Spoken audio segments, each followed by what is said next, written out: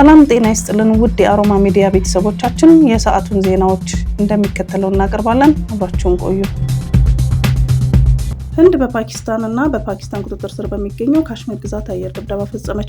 በህንድ ቁጥጥር ስር በሚገኘው ካሽሚር ግዛት በሀገር ውስጥ ጎብኚዎች ላይ ጥቃት ከተሰነዘረ ከ2 ሳምንታት በኋላ ህንድ በፓኪስታንና በፓኪስታን ቁጥጥር ስር በሚገኘው ካሽሚር ግዛት ላይ ተከታታይ ጥቃቶች ሰነዘረች። ህንድ በፓኪስታንና በፓኪስታን ቁጥጥር ስር በሚገኘው ካሽሚር 9 የተለያዩ ቦታዎች ላይ የሚሳኤል ጥቃት መሰንዘሯን አስታውቃለች።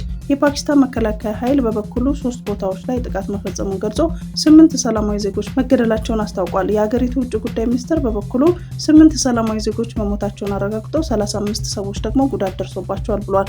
ፓኪስታን ኢስላማባድ በመረጠችው ጊዜ ምላሽ ትሰጣለች ስትል ስለ ጥቃቱ ተናግራለች። የህንድ መከላከያ ሚኒስትር ጥቃቱን ኦፕሬሽን ሲኖዶር ሲል የጠራው ሲሆን ይህ ዘመቻ ሚያዝያ 14 2017 ዓ.ም 22 ህንዳውያንና 1 ኔፓላዊ የገደሉትን ተጠያቂ ለማድረግ የተካሄደ መሆኑን ገልጿል። ፓኪስታን ህንዳውያን ጎብኚዎችን በቀጠፈው ጥቃት ላይ ምንም አይነት ተሳትፎ እንደሌላት፣ የህንድ የሚሳኤል ጥቃት ምንም ትንኮሳ ሳይደረግ የተፈጸመ መሆኑን ገልጻለች። ጠቅላይ ሚኒስትር ሼህባዝ ሸሪፍ ይህ አጸያፊ ትንኮሳ ምላሽ ሳይሰጠው የሚታለፍ አይደለም ብለዋል። ህንድ ረቡዕ ማለዳ በ9 የተለያዩ ስፍራዎች በፓኪስታን የሚተዳደረው ካሽሚርና ፓኪስታንን ኢላማ በማድረግ ጥቃት መፈጸሟን ተናግራለች። ደልሂ ኢላማ ያደረገቻቸው ስፍራዎች የሽብርተኝነት መሰረተ ልማት ናቸው ያለች ሲሆን ጥቃት የተፈጸመባቸው ስፍራዎች የታቀደባቸውና ኢላማ የተደረገባቸው መሆናቸውን አስታውቃለች። ህንድ ምንም የፓኪስታን ወታደራዊ ተቋማትን አለመምታቷን ገልጻ የተፈጸሙት ጥቃቶች ኢላማ የተደረገባቸው በአግባቡ የተሰሉና በተፈጥሯቸው ወደ ሌላ ግጭት የማይስፋፉ መሆናቸውንም አብራርታለች። ፓኪስታን በበኩሏ 3 የተለያዩ ስፍራዎች ላይ ጥቃት መድረሱን ተናግራለች። የፓኪስታን መከላከያ ሚኒስትር ከዋዝ አሲፍ ለጂዩቲቭ በሰጡት ቃለ ምልልስ በጥቃቱ የሰላማዊ ዜጎች መኖሪያ አካባቢ መምታቱን ተናግረዋል። ህንድ ኢላማ የተደረጉትን የሽብርተኝነት ካምፖች ናቸው የምትለው ሐሰት ነው ብለዋል። የፓኪስታን መከላከያ ሚኒስትር ቃል አቀባይ ለቢቢሲ እንደተናገሩት በጥቃቱ 2 ህጻናትን ጨምሮ 7 ሰዎች መሞታቸውን ተናግረዋል። ሮይተርስ የዜና ወኪል እንደዘገበው የፓኪስታን መከላከያ ቃል አቀባይ 5 የህንድ ተዋጊ ጀቶችና ሰው አልባ አውሮፕላኖችን መትተው መጣላቸውን ተናግረዋል። በህንድ ጉዳይ ላይ እስካሁን ድረስ ይፋዊ ምላሽ አልሰጠችም። ሚያዝያ 14 በተፈጸመውና የ26 ሰዎችን ህይወት በቀጠፈው ጥቃት የተረፉ ሰዎች ግድያ ሂንዶችን በመለየት የተፈጸመ መሆኑን ተናግረዋል። ጥቃቱ ከ2 አስርት ዓመታት ወዲህ የተፈጸመና በርካታ ህንዳውያን የተገደሉበት ነው። ጠቅላይ ሚኒስትር ናሬንድራ ሞዲ ተጠርጣሪዎችን እስከ ምድር ጥግ ድረስ ተጉዘን እናድናቸዋለን ሲሉ ዝተዋል። አክለውም ግድያውን የፈጸሙት ደግሞ ከሚገመቱት በላይ ቅጣት ይደርስባቸዋል ብለዋል። ይሁን እንጂ ህንድ ጥቃቱን የፈጸመችው ቡድን የትኛው እንደሆነ በይፋ ያልተናገረች ሲሆን እስካሁን ድረስ በጥቃቱ ጀርባ ያለው ማን እንደሆነ ግልጽ አልሆነም። የህንድ ፖሊስ ግን ከ4ቱ ጥቃት ፈጻሚዎች 2ቱ ፓኪስታናውያን መሆናቸውን ገልጿል። የህንድ መንግስት በፓኪስታን የሚደገፉ አማጽያንን ተጠያቂ ቢያደርግም ኢስላማባድ ግን ውንጀላውን ውድቅ አድርጋለች። ህንድና ፓኪስታን የካሽሚር ግዛት ይገባኛል ቢሉም 2 ሀገራት ነጻነታቸውን ካገኙ ጊዜ ጀምሮ ግዛቲቱን በከፊል ብቻ ያስተዳድራሉ። 2 ሀገራት 2 ጊዜ በይገባኛል የተነሳ ጦር ተማዘዋል። በቅርብ ጊዜ ወዲህ ግን በአማጽያን የሚፈጸሙ ጥቃቶች ብቻ 2ቱ ሀገራት ወደ ፍጥጫ አምጥቷቸዋል። በሱዳን ጦርና በፈጣን ደጋፊ ኃይሎች RSF መካከል ያለውን ጦርነት ቀደም ሲል ጸጥ ያለችውን ከተማ ለ3ኛ ቀን ሲያናውጥ የዋለ ሲሆን በርካታ ፍንዳታዎች ሲሰማ በፖርት ሱዳን ከፍተኛ የእሳት ቃጠሎም ተነስቷል። ከተማው በጭስ ታፍና ውላለች። በሀገሪቱ ዋና የባህር ወደብ አካባቢ በከተማይቱ ላይ የተፈጸመው ጥቃት ተከትሎ በ2 ዓመት ግጭት ውስጥ በመቶ ሺዎች የሚቆጠሩ ተፈናቃዮች በተጠለሉበት ከተማ ላይ ከባድ ስጋት ፈጥሯል። የወደብ ከተማ ነዋሪዎች እንደገለጹት በRSF የተወነጨፉ ሰው አልባ አውሮፕላኖች የነዳጅ መጋዘን፣ ፖርት ሱዳን ዓለም አቀፍ አውሮፕላን ማረፊያና ሆቴልን ጨምሮ በርካታ ቦታዎች ላይ ጥቃት አድርሰዋል። እንደ ነዋሪዎቹ ገለጻ ከሆነ በፓራሜትሪ ፈጣን ድጋፍ ሰጪ ኃይሎች የድሮን ጥቃት ነበር ብለው ያምናሉ። መመታቱን የተዘገበው ሆቴሉ በመንግስት ህንፃዎች አቅራቢያ የሚገኝ ሲሆን የፕሬዝዳንቱ የእንግዳ ማረፊያ ቤትን ጨምሮ የሱዳን ጦር ኃይሎች ኃላፊ አብዱልፈታህ አልቡርሃንን ጎብኚዎቹን የሚቀርቡለትን ቢሮዎቻቸውን በጥቃት ኢላማ ውስጥ እንደነበሩ ጠቁመዋል። በሱዳኑ ጦርና በRSF መካከል ያለውን ግጭት በዓለም ላይ እጅግ የከፋውን የሰብአዊ ቀውስ ፈጥሯል።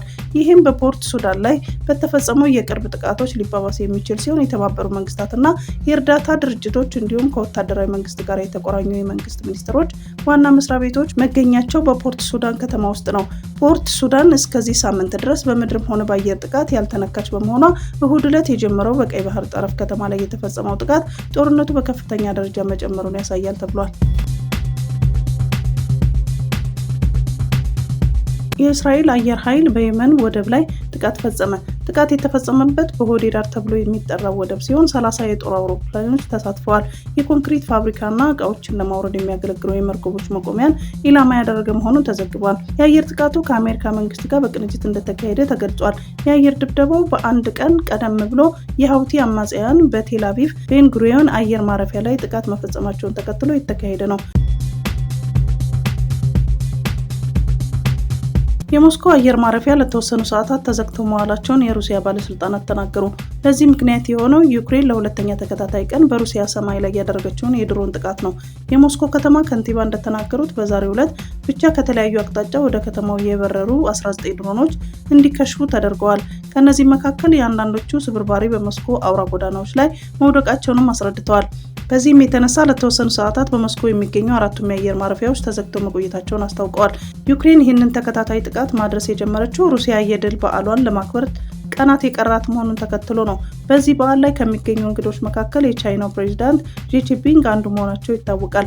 የዩክሬን ፕሬዝዳንት ዘለንስኪ ባለፈው ሳምንት ባስተላለፉት መልእክት በሩሲያ የድል በዓል ላይ ለሚገኙ የሁሉም ሀገራት መሪዎች የምናደርገው ቢኖር በሩሲያ ግዛት ውስጥ ለሚደርስባቸው ማንኛውንም ነገር እኛ ኃላፊነት እንደማንወስድ ነው ማለታቸው ይታወሳል። የካናዳው ጠቅላይ ሚኒስትር ማርክ ካርኒ ዋይት ሀውስ ደርሰዋል። ከአሜሪካ ፕሬዝዳንት ጋር ውይይት እያደረጉ ሲሆን ካርኒ በነጩ ቤተመንግስት እንደደረሱ ባደረጉት ንግግር ትራምፕን አወድሰዋል።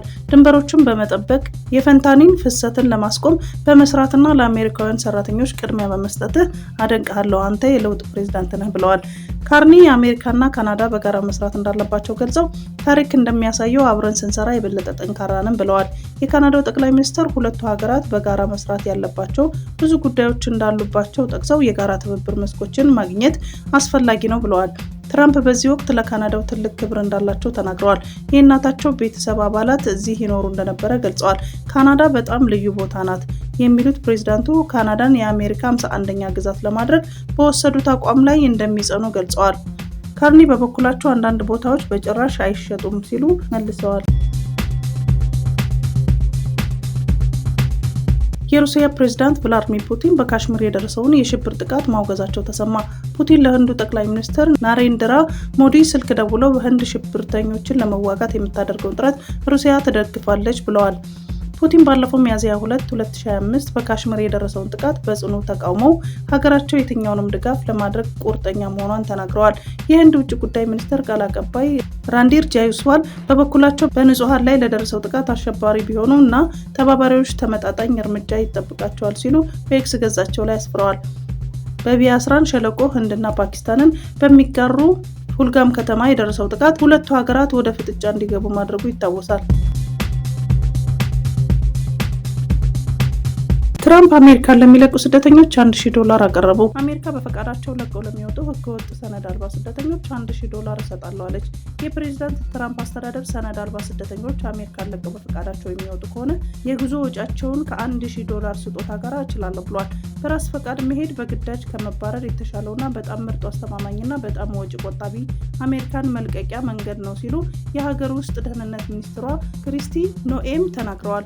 ትናንት ማስታወቂያው ይፋ ሲሆን ፕሬዝዳንት ትራምፕ ለጋዜጠኞች በሰጡት መግለጫ ዛሬ አሜሪካ በፈቃዳቸው ለሚለቁ ምናልባትም አንድ ቀን እንደምንፈልገው መልካም ሰዎች ከሆኑ በህጋዊ መንገድ በድጋሚ ይመጡ ይሆናል። በዚህ ዙሪያ አብረን እንሰራለን ብለዋል።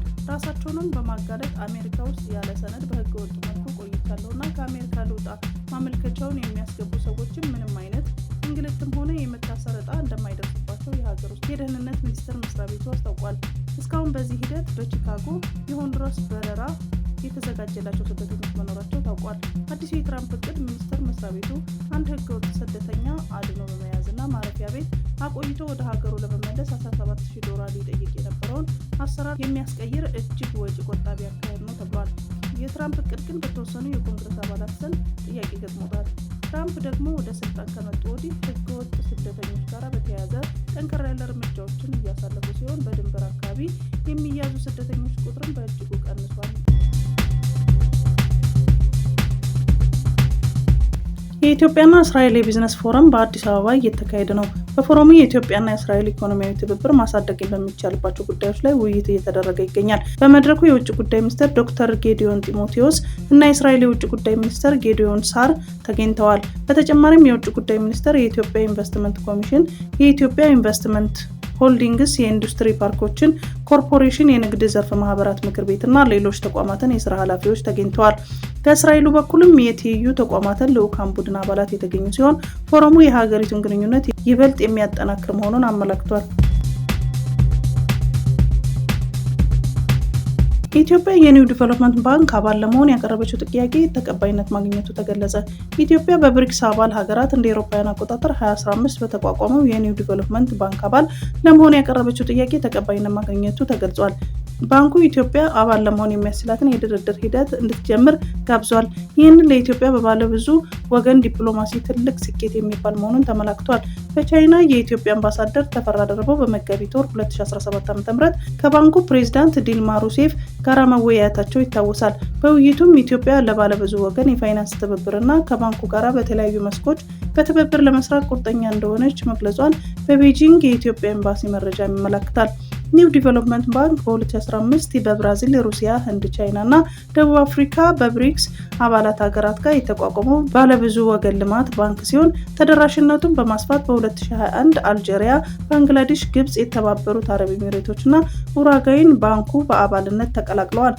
ባንኩ ለመሰረተ ልማትና ለዘላቂ ልማት ፕሮጀክቶች በብሪክስ እና በሌሎችም ሀገራት ሀብቶች የማሰባሰብ ኃላፊነት የተሰጠው ሲሆን እንደ አውሮፓውያን አቆጣጠር በ2024 መገባደጃ ላይ ለ120 የተለያዩ ልማቶች ፕሮጀክቶች በአጠቃላይ $39 ቢሊዮን ገደማ በጀት አጽድቋል። ኒው ዲቨሎፕመንት ባንክ ዋና መስሪያ ቤቱ በሻንጋይ ቻይና ያደረገ ሲሆን በእያንዳንዱ መስራች አባል ሀገራት ውስጥ ቅርንጫፍ ቢሮዎች አሉት። የኢትዮጵያ ፌዴራል ፖሊስ ከኢራን ፖሊስ ጋር በጋራ ትብብር መስራት በሚያስችሉ ጉዳዮች ላይ የመግባቢያ ሰነድ ተፈራረመ። የኢትዮጵያ ፌዴራል ፖሊስ ከኢራን ፖሊስ ጋር በጋራና በትብብር መስራት በሚያስችሉ ጉዳዮች ላይ የመግባቢያ ሰነድ ተፈራርሟል። የመግባቢያ ሰነዱን የተፈራረሙት የኢትዮጵያ ፌዴራል ፖሊስ ኮሚሽነር ጄኔራል ደመርናሽ ገብረ ሚካኤል እና የኢራን ሕግ አስከባሪ ኃይሎች ዋና አዛዥ ብርጋዴር ጄኔራል አህመድ ረዛ ራዳን ናቸው። ሁለቱ የፖሊስ ተቋማት የመረጃ ልውውጥ ለማድረግ፣ ድንበር ተሻጋሪ ወንጀሎችን በጋራና በትብብር ለመከላከል፣ በልምድ ልውውጥና በአቅም ግንባታ ስራዎች ላይ በጋራ ለመስራት ስምምነት ላይ ደርሰዋል። መግባቢያ ሰነዱ በስምምነቱ መሰረት በየጊዜው ክትትል እየተደረገ ተግባራዊ እንደሚሆን ከፌዴራል ፖሊስ ያገኘነው መረጃ ያመለክታል። በኢትዮጵያ በደሞዝ ላይ የተጣለው የግብር መጠንና ስሌት ከሌሎች ሀገሮች አንጻር ከፍተኛ ነው ተባለ። በኢትዮጵያ ስራ ላይ ያለው የደሞዝ ግብርና ስሌት ከሌሎች ሀገሮች በእጅጉ ልዩነት ያለውና ከፍተኛ የሆነ ግብር ምጣኔ የሚጣልበት መሆኑን ተገለጸ። የኢትዮጵያ ሰራተኞች ማህበራት ኮንፌዴሬሽን ሐሙስ ሚያዝያ 23 ቀን 2017 ዓ.ም የሜይዴይን በዓል ባከበረበት ወቅት እንደገለጸው በኢትዮጵያ ከደሞዝተኛ ላይ የሚቆረጠው የግብር መጠንና ስሌት ከብዙ ሀገሮች ጋር ሲነጻጸርም ከፍተኛ የሆነ ልዩነት ያለው መሆኑ ነው። የኢትዮጵያ ደሞዝተኞች እንዲከፈሉ የሚገደዱበት የግብር ምጣኔ ምን ያህል ልዩነት እንዳለው ለማመላከትም ተቀራራቢ ኢኮኖሚያዊ እድገት ያላቸው የተለያዩ የአጎራባች ሀገሮችን በንጽጽር ያስቀምጠው ኢሰማኮ ኡጋንዳንና ኬንያን በምሳሌነት ይጠቅሳል። በኢትዮጵያ ከ600 ብር በላይ ደሞዝ ያላቸው ሰራተኞች ግብር እንዲከፈል የሚገደድ ሲሆን ይህ አሁን ባለው የውጭ ምንዛሬ ተመን መሰረት በወር $4.5 በላይ ከሚያገኝ ደሞዝተኛ ላይ መንግስት ግብር ይሰበስባል። በኬንያ ዝቅተኛ ደሞዝ 117 የአሜሪካ ዶላር እንዲሆን የተወሰነ ሲሆን ከኢትዮጵያ ጋር ሲነጻጸር ልዩነቱ ከፍተኛ ነው።